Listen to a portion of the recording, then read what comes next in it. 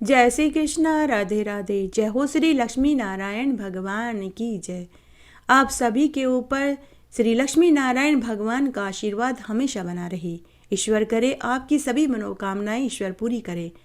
आप जिस लक्ष्य से ज्येष्ठ मास का महात्म्य और कथा कहानियां सुन रहे हैं, आपकी वह मनोकामना जरूर पूरी हो। इसी शुभकामना के साथ आइए आज हम ज्येष्ठ मास का 30वां अध्याय, 30वें दिन की पुण्य फल देने वाली कथा, तुलसी महारानी और गाय माता की कथा और अंत में श्री तुलसी महारानी जी की आरती सुनेंगे। स्कंद मुनि सभी ऋषि मुनियों से बोले कि हे ऋषि मुनियों, जो फल ज्येष्ठ मास के महात्म्य का श्रवण करने से प्राप्त होता है वह मैं तुमसे कहता हूँ, तुम ध्यान से सुनो। जो फल 100 यज्ञों के करने से भी नहीं मिलता, वह फल ज्येष्ठ मास के महात्म्य को सुनने से ही मिल जाता है। समस्त दान देने से, समस्त तीर्थों में जाकर स्नान करने से, जब यज्ञ करने से जो फल मिलता है वही फल ज्येष्ठ मास के महात्म्य को सुनने मात्र से ही मिल जाता है। समस्त महात्म्य श्रवण करने से मनुष्य पुनर्जन्म का भागी नहीं होता, वह आवागमन के चक्र से छूट जाता है। उसे गर्भगृह की पीड़ा का दुख नहीं भोगना पड़ता। संपूर्ण अथवा आधा, आधे का भी आधा अथवा चतुर्थांश भी अगर वह सुन ले, एक अध्याय, आधा अध्याय, एक श्लोक, आधा श्लोक भी अगर भक्ति श्रद्धा से श्रवण करता है तो उसको अनंत पुण्यफल की प्राप्ति होती है। हे द्विज श्रेष्ठों, स्वल्प पुण्यवान पुरुषों के पुण्य कार्य में अनेक विघ्न पड़ते हैं। अतः विघ्न शांति के लिए मनुष्य को पुण्य कार्य करता रहना चाहिए, उसे छोड़ना नहीं चाहिए। यदि स्नान कर्म महात्म्य श्रवण करने में विघ्न आ जाए तो विघ्न के भय से पुण्य कर्म को कभी न त्यागे, क्योंकि अच्छे कार्य करने पर बाधाएं तो आती ही है। बारंबार पुण्य कर्म को करने से विघ्नों का नाश होता है। कलयुग में करने की योग्य बहुत से कर्म हैं, परंतु कलयुग में पुराण श्रवण सबसे श्रेष्ठ कहा गया है। गो हत्यारा, कृतघ्न, ब्रह्म हत्यारा, पितृघाती, मातृघाती, मद्य पीने वाला, कुष्ठी, चोर, विश्वासघाती, ये सब पापी कलयुग में पुराण श्रवण से मुक्त हो जाते हैं। पुराण सुनने वाला बालक, वृद्ध, आतुर, सकाम हो, निष्काम हो, उत्तम, मध्यम, अधम, सभी को पुराण का श्रवण करना चाहिए। स्त्री, शूद्र, पतित को भी पुराण सुनना चाहिए। इसके सुनने से सर्वदा ही इष्ट फल की प्राप्ति होती है। निष्काम, सकाम, आस्था, अनास्था, स्पर्धा, कपट, स्पृह, सस्पृह सभी लोगों को पुराण सुनने से उनके मनोरथ पूर्ण होते हैं। भक्तिहीन होकर भी पातकी पुराण श्रवण अथवा इस महात्म्य को सुनने से मरने के बाद स्वर्ग ही जाता है। इस विषय में मैं तुम्हें एक पापनाशनी कथा सुनाता हूँ। इस संबंध में मैं तुम्हें एक पौराणिक कथा सुनाता हूँ। एक बार प्रथम द्वारिकापुरी में देव शर्मा नाम का ब्राह्मण अपने कुटुंब के साथ रहता था। वह ब्राह्मण वेद शास्त्र व विद्या से हीन था। चोरी चकारी करके अपने परिवार का भरण पोषण कर रहा था। वह ब्राह्मण ब्रह्म कर्म, प्रेत कर्म, दुष्ट कर्म करता था। वह चोरी की नियत से एक स्थान से दूसरे स्थान की यात्राएं किया करता था। तब एक बार ज्येष्ठ का महीना आया। वह रमणीक नगरी में पहुंच गया। उस नगर के लोग ज्येष्ठ मास का स्नान करने गोमती नदी पर जाते थे। वहां वे स्नान आदि करके पूजा पाठ करने मंदिर में जाते और फिर विष्णु भगवान के मंदिर के दर्शन करते।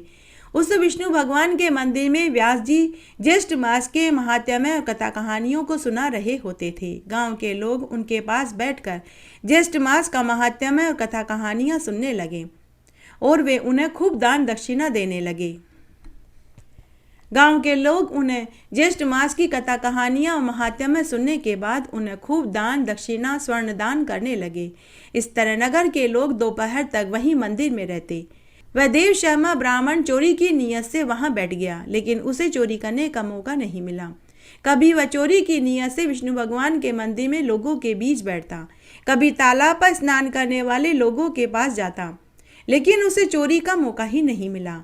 उसने तालाब पर देखा कि बहुत सी स्त्रियां कीमती गहने कपड़े खोलकर तालाब में स्नान कर रही हैं, तो वह उनके कपड़े और गहने चोरी करने के लिए मौका ढूंढने लगा, लेकिन वह चोरी ही नहीं कर पाया। इस तरह ज्येष्ठ मास की पूर्णिमा तिथि आ गई।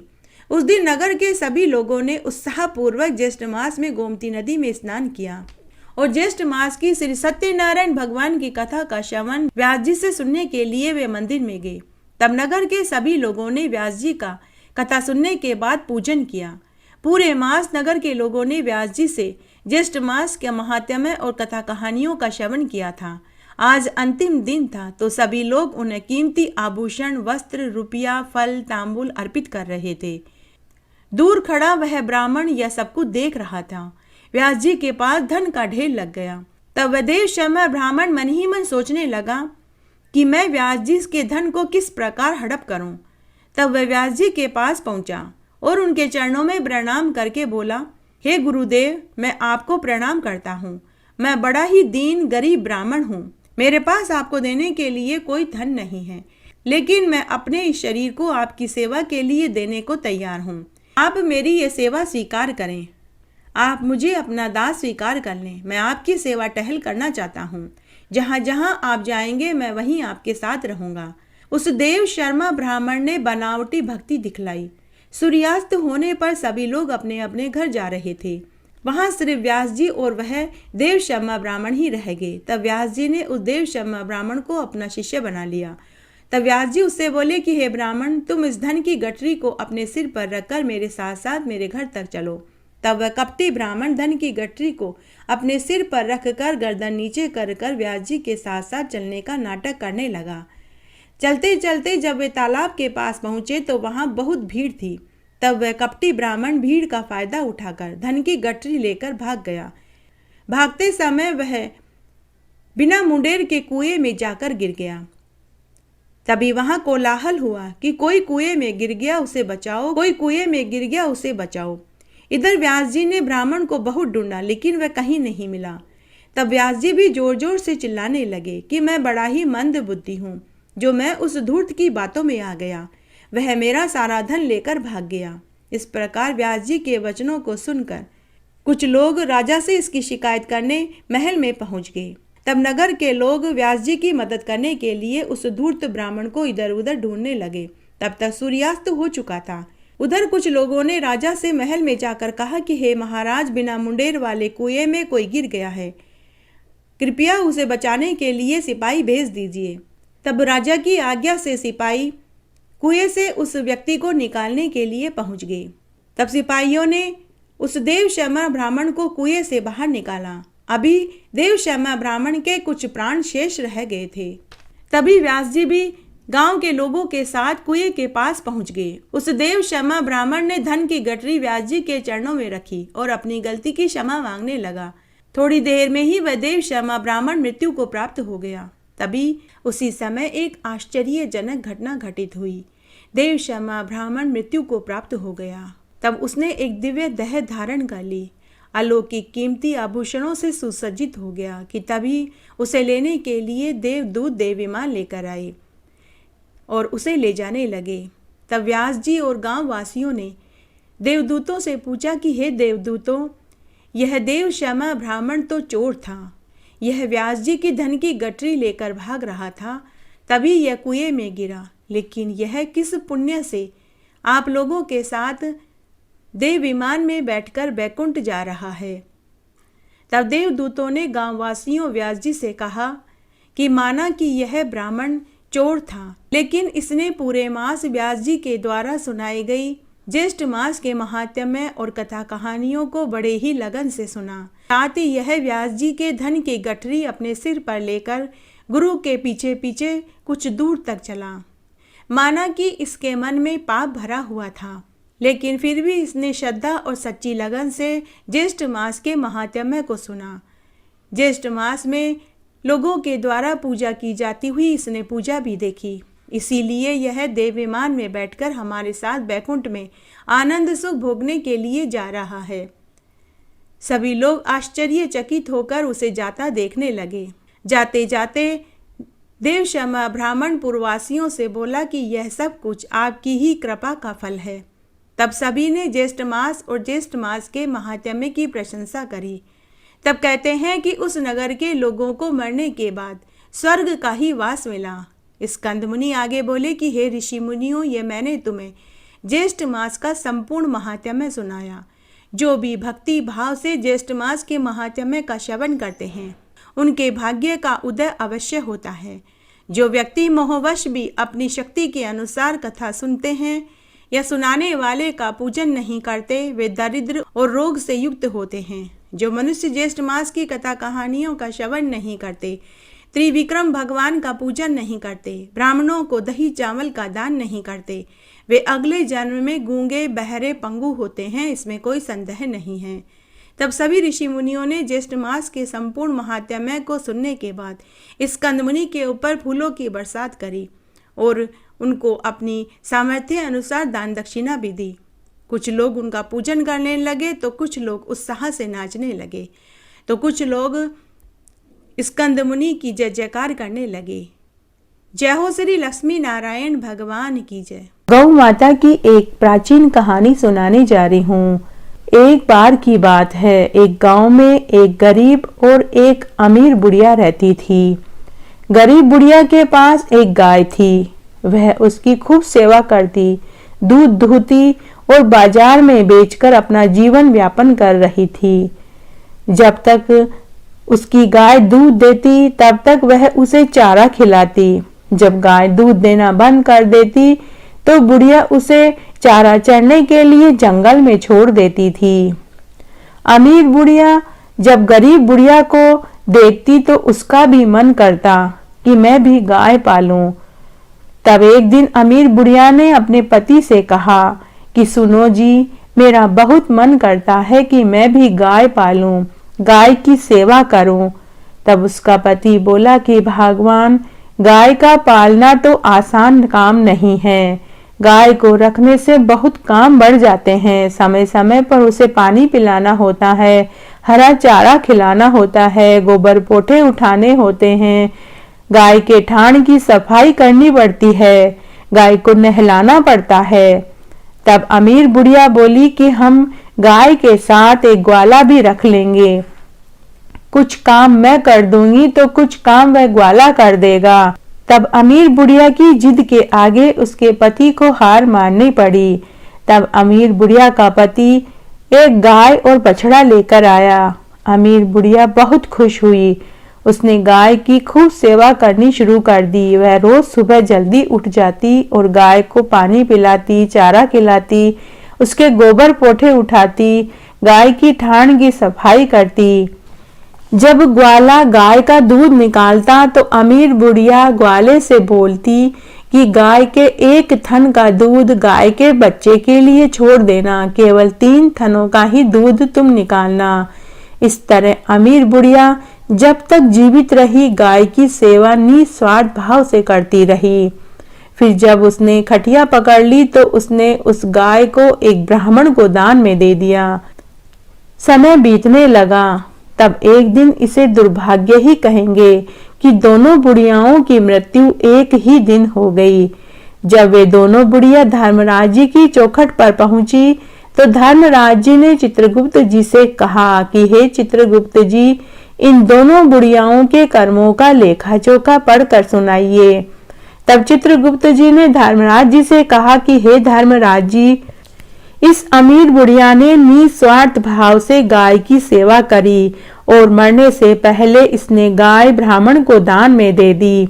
इसलिए यह अमीर बुढ़िया को गोलोक का वास दीजिए, जहां यह श्री कृष्ण भगवान के चरणों में कई बरस सुख भोगेगी। लेकिन इस गरीब बुढ़िया को वापस मृत्युलोक में भेज दीजिए। यह न तो स्वर्ग की अधिकारी है और न ही नरक की। इसने गाय की सेवा स्वार्थ में रहकर करी। जब बिचारी गाय दूध देती तब तक यह गाय को चारा पानी देती, लेकिन जैसे ही गाय दूध देना बंद कर देती यह उसे जंगल में ले जाकर छोड़ देती थी। तब धर्मराज जी ने उस बुढ़िया को वापस मृत्यु लोक में भेज दिया। तो वह गरीब बुढ़िया जन्म मरण के चक्कर से कभी भी मुक्त नहीं हो पाई। तो हे गौ माता, जैसा सुख आपने अमीर बुढ़िया को दिया वैसा सबको देना, कहानी कहने वाले को, सुनने वाले को और हुकारा भरने वाले को। घटती हो तो पूरी हो, पूरी हो तो परवान चढ़े, भूले बिसरे नाम तेरे भंडार में भरे। आइए पवित्र पौराणिक पुण्यफल देने वाली तुलसी जी की कहानी सुनते हैं। एक बार एक गांव में एक बुढ़िया माई थी जिसका नाम सुखिया था। वह अपने बेटा बहू और 2 पोते पोतियों के साथ रहती थी। बुढ़िया माई का रोज का नियम था कि वह रोज ब्रह्म मुहूर्त में उठती, तालाब पर स्नान करके आती, सूर्य नारायण भगवान को अर्घ्य देती, तुलसी जी को सींचती, दिया बाती करती और वहीं तुलसी जी के पास बैठकर श्री हरि के और तुलसी जी के 5 भजन गाती, परिक्रमा करती, भोग लगाती। शाम को पुनः तुलसी जी में दिया बाती करती, भोग लगाती। यह उसका नित्य का नियम था। तुलसी जी की पूजा किए बिना वह अन्न जल ग्रहण नहीं करती थी। रोज नियम से उसका यही कार्य था। एक दिन जब गांव की चौपाल पर अपने उम्र की सहेलियों के साथ बैठी थी, तब कुछ औरतें बोली कि कार्तिक मास में एकादशी के दिन द्वारिकाधीश मंदिर दर्शन करने चलेंगे। गांव की औरतों ने सुखिया बुढ़िया माई से कहा कि बहन, क्या तू भी हमारे साथ चलना चाहती है? अगर चलना है तो तू अपने बेटा बहू से पूछ लेना। बुढ़िया ने कहा कि हाँ बहन, बेटा बहू से तो पूछना ही पड़ेगा। बिना उनकी इजाजत लिए तो मैं नहीं जाऊंगी।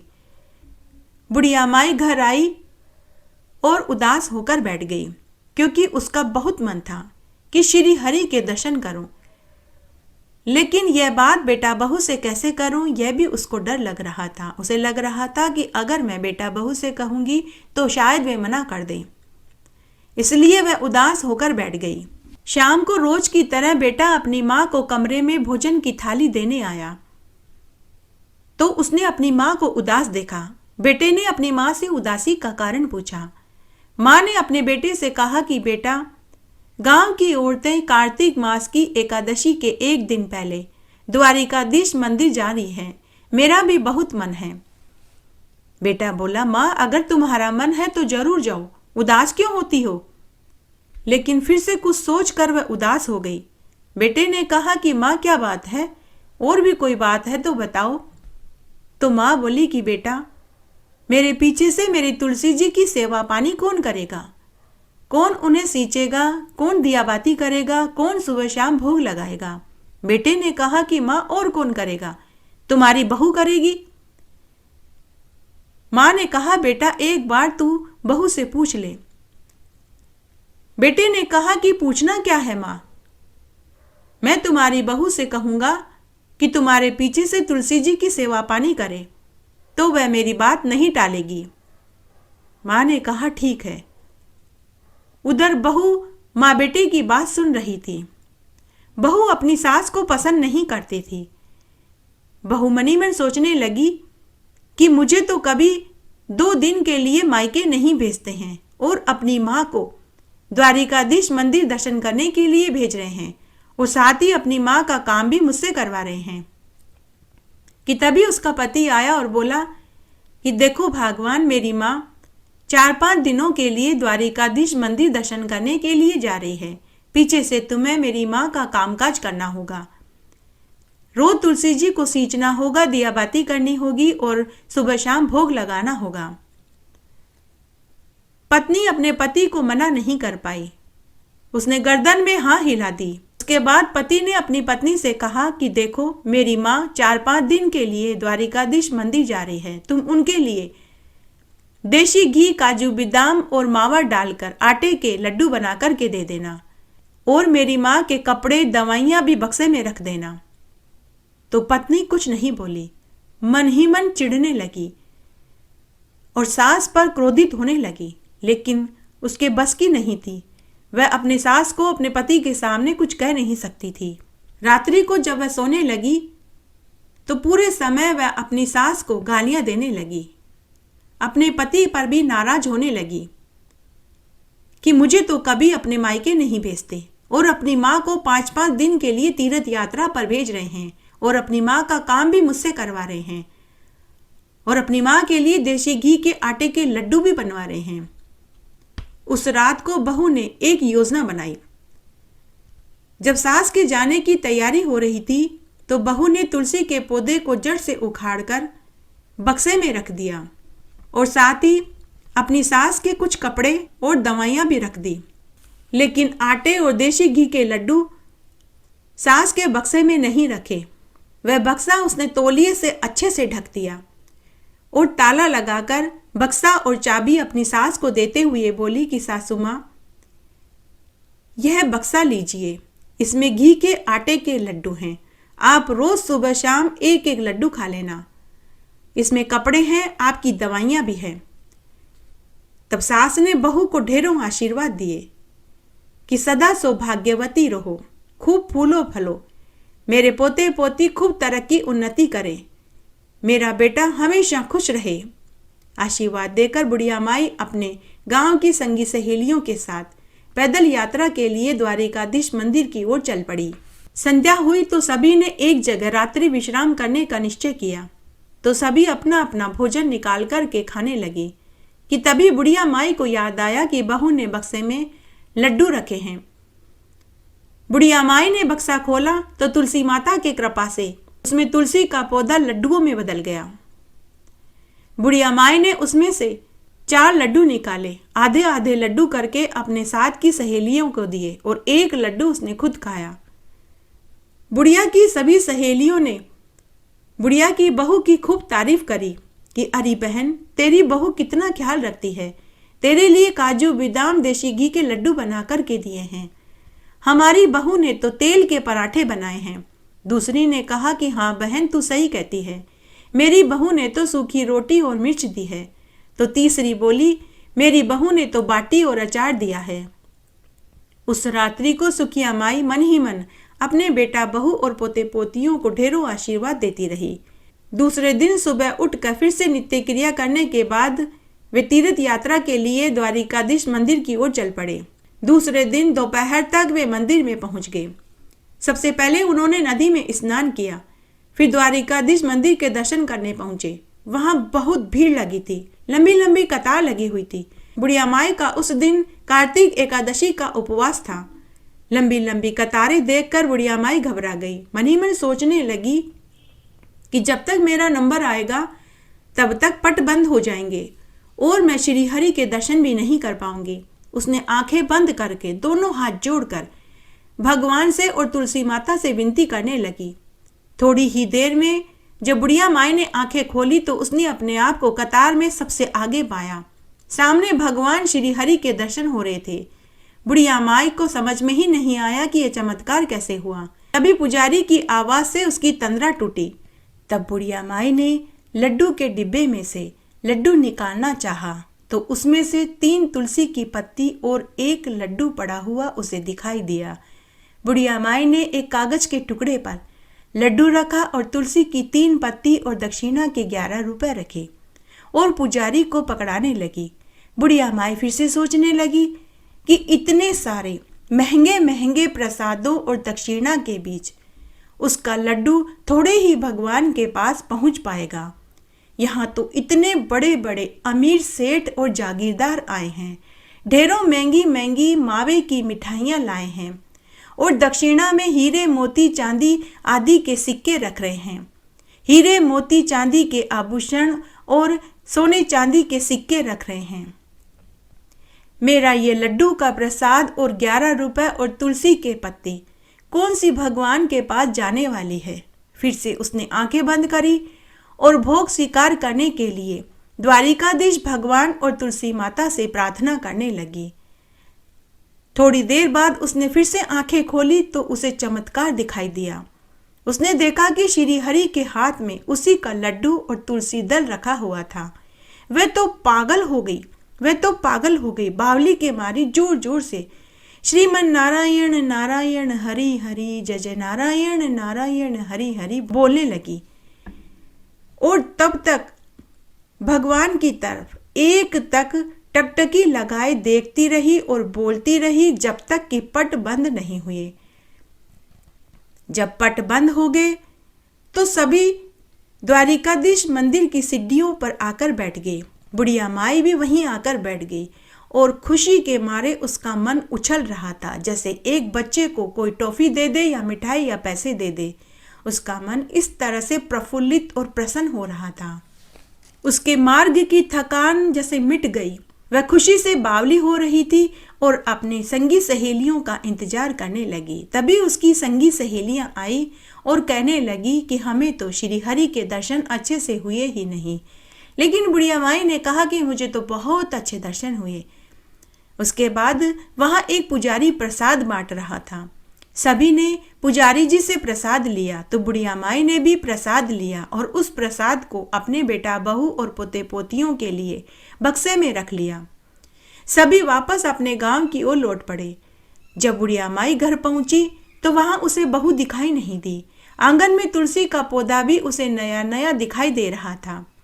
तभी बेटे ने अपनी माँ को अपनी पत्नी की करतूत बताई। उसने कहा कि माँ, तुम्हारी बहू ने तुम्हारे बक्से में घी के और आटे के लड्डू नहीं रखे, बल्कि तुलसी का पौधा जड़ से उखाड़ कर तुम्हारे बक्से में रखा था, इसीलिए मैंने उसे घर से निकाल दिया। बुढ़िया माई को सुनकर बड़ा आश्चर्य हुआ।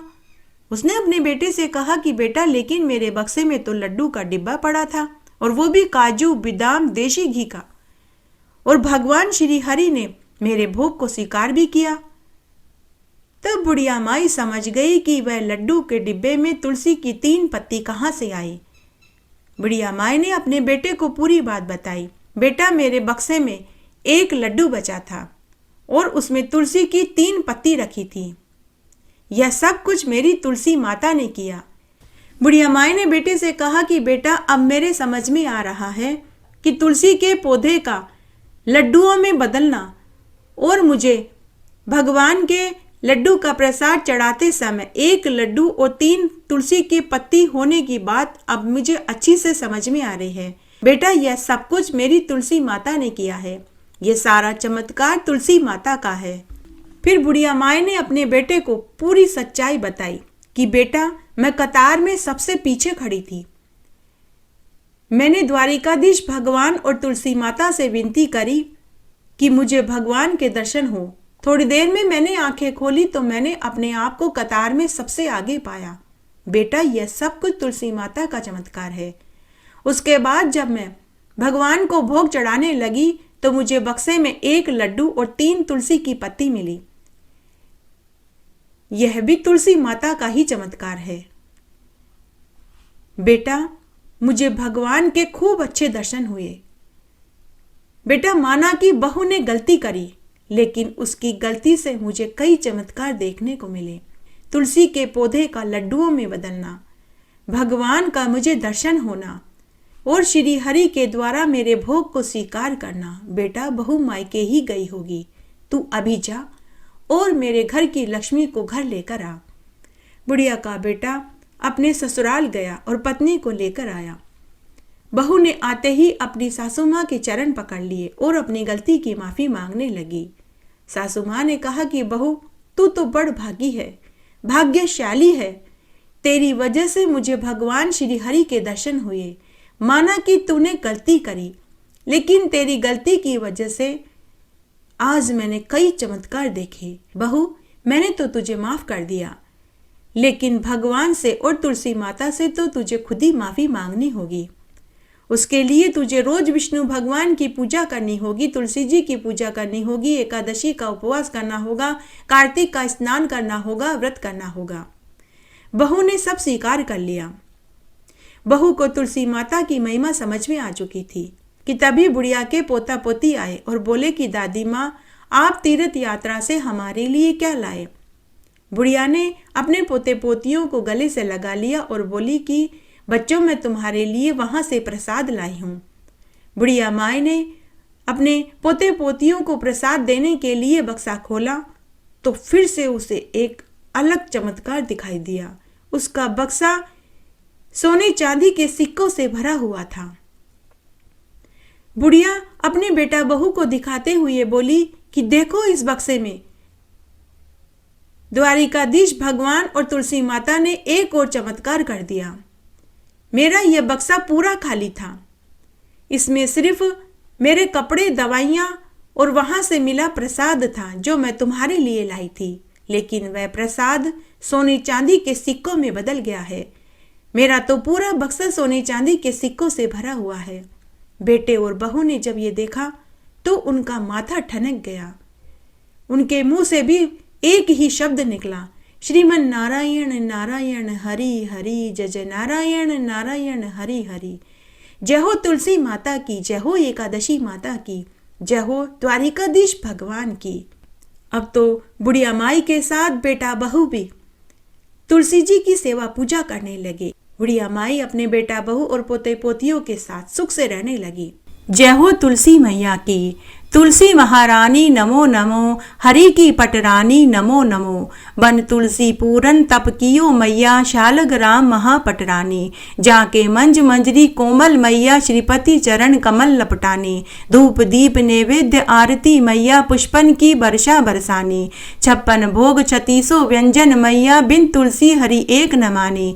सामरो सखी माई तेरा यश गावे मैया, भक्तों वर दीजे महारानी। तुलसी महारानी नमो नमो, हरि की पटरानी नमो नमो। जय हो श्री लक्ष्मी नारायण भगवान की जय। इस तरह आज मैंने आपको ज्येष्ठ मास का संपूर्ण महात्म्य सुनाया। अगर आप आगे का महात्म्य और कथा कहानियों को सुनना चाहते हैं तो डिस्क्रिप्शन बॉक्स और लिंक में आपको एक नंबर नजर आएगा। आप अपनी सामर्थ्य अनुसार उसमें दान कर सकते हैं।